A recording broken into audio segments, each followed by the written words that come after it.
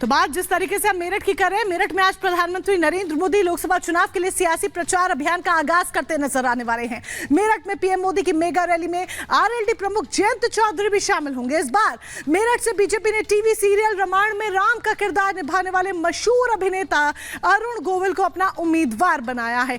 ऐसे में प्रधानमंत्री नरेंद्र मोदी जनता के बीच पहुंचकर अरुण गोविल के लिए भी वोट मांगते नजर आएंगे।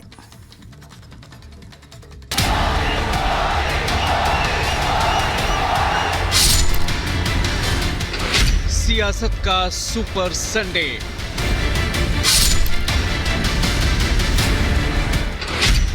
मेरठ से मोदी की हुंकार।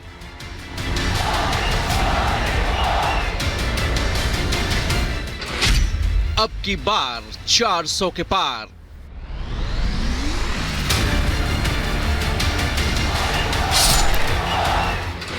प्रचार का आगाज, जीत की ललकार।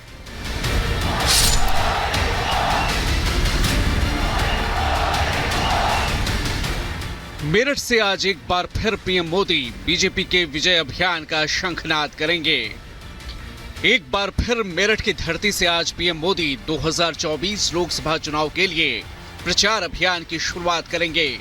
मेरठ की धरती पर पीएम मोदी का साथ देंगे आरएलडी प्रमुख जयंत चौधरी और जनता के बीच उम्मीदवार के तौर पर पहली बार सामने होंगे टीवी के राम यानी अरुण गोविल। 24 में राम मंदिर के उद्घाटन के साथ ही बीजेपी ने अपना बरसों पुराना वादा जनता से पूरा किया और इस वादे के साथ ही मेरठ को नई पहचान देने के लिए रामायण के राम अरुण गोविल को बतौर लोकसभा उम्मीदवार बनाकर जनता के सामने पेश कर दिया। पीएम मोदी आज मेरठ की धरती से बीजेपी के प्रचार अभियान का आगाज करते हुए जनता से अब की बार 400 पार के नारे को सच बनाने की अपील भी करेंगे।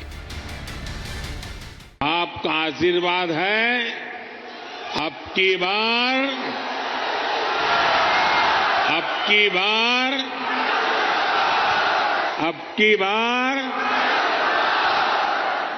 एनडीए सरकार 400 पार। पीएम मोदी के तय कार्यक्रम के मुताबिक दोपहर 2:45 बजे दिल्ली से रवाना होंगे पीएम। 3:15 बजे मेरठ पहुंचेंगे पीएम मोदी। 3:25 पर सार्वजनिक सभा के मंच पर पीएम मोदी पहुंचेंगे। फिर 4 बजे तक जनसभा में पीएम मोदी रहेंगे। 4:30 बजे फिर हेलीपैड जाएंगे पीएम और 4:45 बजे के करीब दिल्ली के लिए रवाना हो जाएंगे। मोदी मेरठ को अपनी जीत के लिए शुभ मानते हैं, इसलिए 2014 हो या 17 या फिर 19 हो या 22 हर बार यहीं से प्रचार की शुरुआत करते हैं। यूपी की 80 में से 80 सीटें जीतने का टारगेट लेकर मोदी और योगी की जोड़ी मैदान में है। माननीय प्रधानमंत्री नरेंद्र मोदी जी मेरठ आगमन पर हम सब कार्यकर्ता पलक पावड़े बिछाकर इंतजार कर रहे हैं। पश्चिमी उत्तर प्रदेश में फेज 1 के चुनाव है, 8 की सीटें हम जीत रहे हैं और पश्चिम से जो लहर चलेगी पूरे प्रदेश में जाएगी और हम 80 की 80 सीटें जीतेंगे। आपने देखा होगा ये लोग वैचारिक रूप से एक मत नहीं है और इसमें इतने अंत विरोध हैं। अभी कांग्रेस रायबरेली और अमेठी में किसे लड़ाना है ये नहीं तय कर पा रही है, जो उनकी कहा जाता है कि उनकी परंपरागत सीटें हैं। मेरठ में बड़ा सियासी आयोजन है, ऐसे में चप्पे चप्पे पर सुरक्षा के इंतजाम बेहद सख्त हैं। वीवीआईपी मूवमेंट के चलते सुरक्षा बंदोबस्त फुल प्रूफ होंगे, तभी तो एडीजी, आईजी और एएसपी के अलावा 6 एसपी, 8 एडिशनल एसपी और 15 सीओ की तैनाती रहेगी। 900 से ज्यादा इंस्पेक्टर और सब इंस्पेक्टर भी मुस्तैद रहेंगे। सभा स्थल को छोड़कर जिले में धारा 144 लागू रहेगी। सड़कों पर चेकिंग बढ़ाई गई है, हवाई निरीक्षण भी होगा। साथ ही ड्रोन उड़ाने, पतंग या गुब्बारे उड़ाने पर पाबंदी होगी। सुरक्षा सख्त है तो सियासत भी गर्म है।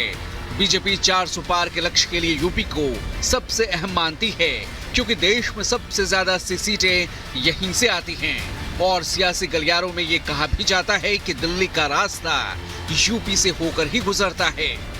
मेरठ की रैली के जरिए पीएम मोदी जाटलैंड में जीत का संदेश देंगे। मेरठ के अलावा बागपत, बिजनौर, मुजफ्फरनगर, कैराना लोकसभा क्षेत्र के लोग भी रैली का हिस्सा होंगे। बीजेपी की पूरी कोशिश है कि पश्चिमी उत्तर प्रदेश में पीएम मोदी की ये रैली मील का पत्थर साबित हो और यूपी में 80 की 80 सीटें जीतने में उसे कामयाबी मिले। यूपी में लोकसभा चुनाव के सभी 7 चरणों में मतदान होंगे। बिजनौर, मुजफ्फरनगर और कैराना लोकसभा क्षेत्रों में मतदान पहले चरण में यानी 19 अप्रैल को ही होगा, जबकि मेरठ और बागपत में दूसरे चरण में 26 अप्रैल को मतदान होना तय है। Bureau report, Republic Bharat. तो प्रधानमंत्री नरेंद्र मोदी मेरठ में नजर आने वाले हैं चुनावी हुंकार भरते हुए। तो दिल्ली में आज इंडी गठबंधन की महारैली है, यानी कि तमाम विपक्षी नेता एक साथ एक मंच साझा करते हुए नजर आएंगे और जनता के बीच अपनी आवाज पहुंचाते हुए नजर आने वाले हैं। दिल्ली के रामलीला मैदान में ये महारैली होने वाली है और इस महारैली में विपक्षी नेता एक साथ होंगे, इंडी गठबंधन के तमाम नेता एक साथ होंगे, जहां पर इनका नारा होगा तानाशाही हटाओ, लोकतंत्र बचाओ।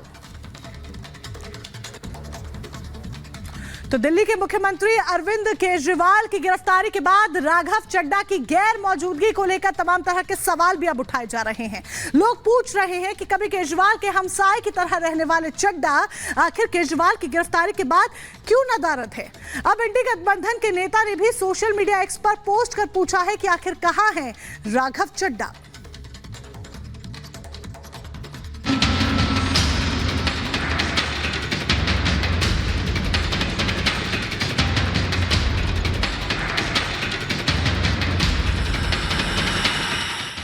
कहां गुम है राघव चड्ढा।